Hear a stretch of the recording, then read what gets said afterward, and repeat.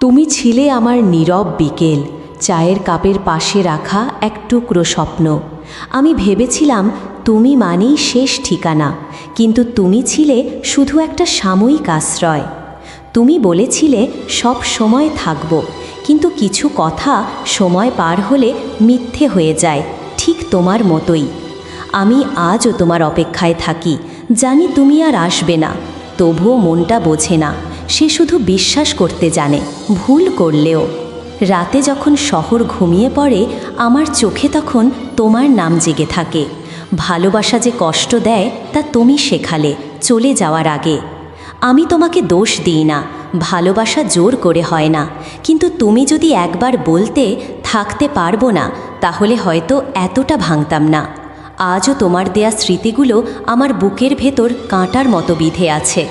ভালোবাসা শেষ হয়ে গেলেও ব্যথাটা থেকে যায় চিরদিন।